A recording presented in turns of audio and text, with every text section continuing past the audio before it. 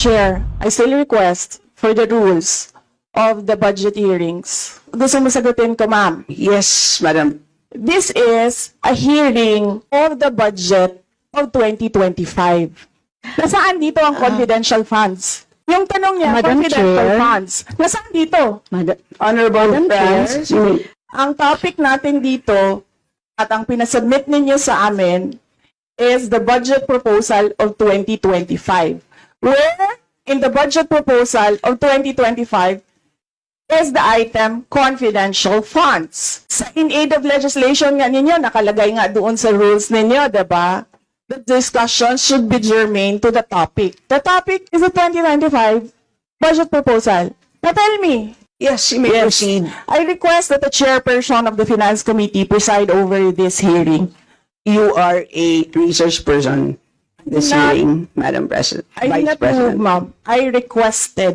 Narinig mo yung sinabi niya, ma'am? Narinig mo yung Please proceed. nakikinig ka sa kanya kanina? Absolutely. Walang rules dito. Yung ginagawa nila binabastos nila sa mga pagtatanong nila.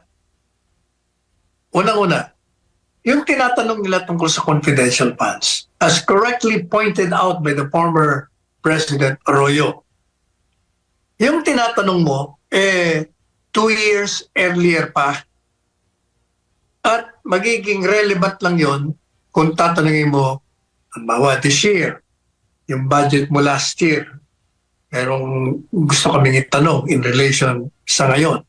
Pwede yon, relevant pa yon. Pero ang problema, yung topic na yon extensively discussed. Sabi nga ni dating Presidente, diniscuss na. But because nga of that discussion, we decided na wala nang confidential funds. So wala nang relevance sa proposed budget for 2025. Not only that, even assuming na may relevance, hindi mo pwedeng tanungin siya tungkol doon sa paggamit ng funds kasi nga habang totoo na may notice of disallowance, hindi po pinal yan. Hindi pinal yung notice of disallowance. Yung notice of disallowance, binibigay lang yon kung sa paningin nila hindi maganda yung paliwanag mo. Sa tingin nila, yung at first impression, mukhang mali yata ito. So, sasabihan ka nila, i-disallowance namin to. Disallow namin. Pero binibigyan ka ng pagkakataon na magpaliwanag. So, hindi pa final. O madaling sabi, marami na instances na kahit na may notice of disallowance, nire-reverse nila. So, hindi mo dapat pag-usapan yung puntong yon na hindi pa final. Yun nga sinasabi ni Inday Sara, unfinished investigation pa ito. Pero talagang pinopolitikan niyo siya. Ngayon, pag sinasagot kayo, nagre-react kayo, ang feeling niyo, binapasos. Show them peace.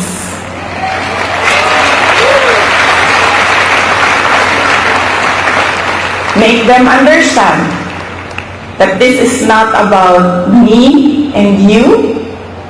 This is about the abuse of power and the assault on the freedom of religion.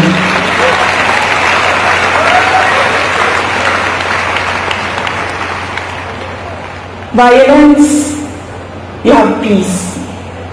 Bullets and tear gas, what do you have? You have the words of the Almighty God.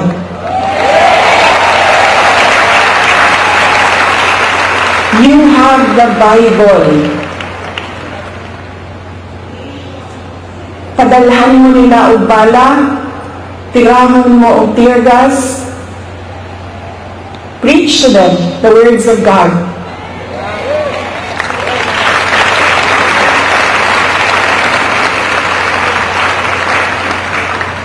Pangtulo,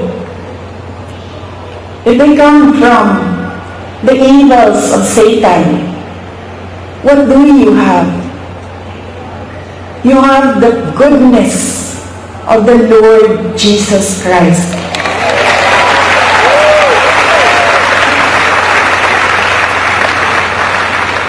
And always remember, kahit saan ka man pumunta, lahat nagsasabi, good triumphs over evil.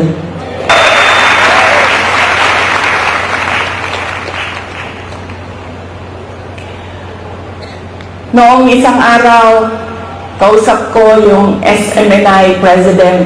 Sabi ko sa kanya, Sir, bigyan mo ako ng update sa mga tao. Sabi niya sa akin, 3,000 kapulis, 4,000 kapulis, 5,000 kapulis, ilang ipadala din sa Kingdom Nation. Nalisang na ang mga tao. Nangahadlok na sila. And then I said, mali nga malisang, mali nga mahadlok. Kay baon mo nga no,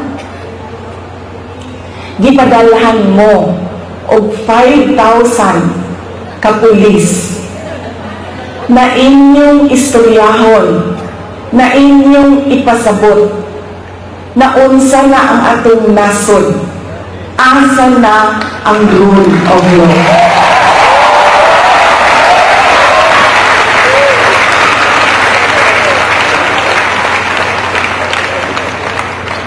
Ipadala sila dinhi para hadlokon mo, gipadala mo sa Ginoo para pasabton sila.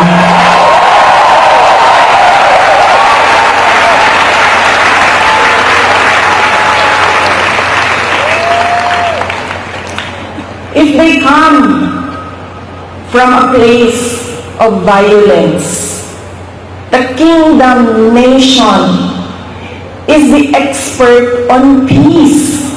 Kaya mo, anak. Dabaweños are peace-loving Filipinos. And in fact, dili lang Dabaweños, because the Kingdom Nation citizens can be found all over the country and around the world.